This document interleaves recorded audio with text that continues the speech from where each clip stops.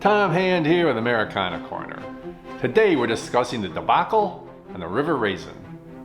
Following the surrender of Detroit, William Henry Harrison, governor of the Indiana Territory, was named as Hull's replacement. Harrison consolidated his army at the Maumee Rapids and planned to move on Detroit in the spring, knowing his army was unprepared for a winter offensive. But in mid-January 1813, General James Winchester, one of Harrison's officers, received word that Frenchtown, a small village 30 miles north on the River Raisin, was in danger of being attacked. Although Harrison had instructed Winchester not to advance beyond their base camp, Winchester felt compelled to respond and sent Colonel William Lewis and 680 men to Frenchtown, arriving there on January 18th, only to discover the enemy already occupied the village. Lewis immediately attacked and drove the British and their Indian allies from the town. 3 days later, Winchester arrived with reinforcements, bringing his total strength to nearly 1,000 men. Winchester laid out his camp with Kentucky militiamen behind a split-rail fence on the left, but the regulars on the right were completely exposed with no cover to their front. Importantly, Winchester failed to send out scouts to keep an eye on the British. The next morning, January 22nd, a 1,200-man force of British regulars and Indians, led by General Henry Proctor, arrived in the outskirts of Frenchtown, undetected by the Americans.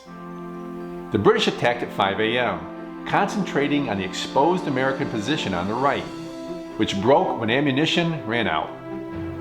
Panic set in, and men raced across the frozen River Raisin, only to be run down and butchered by mounted Indians who took no prisoners. It was a different story on the American left, where the Kentuckians with their deadly rifles repulsed 3 British charges and maintained their position.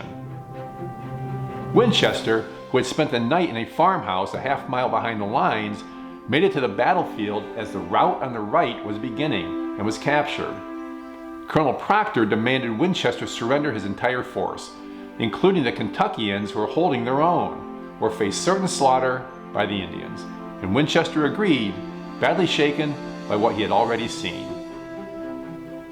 When the firing ceased around 11 a.m., 400 Americans had been killed and another 500 taken prisoner.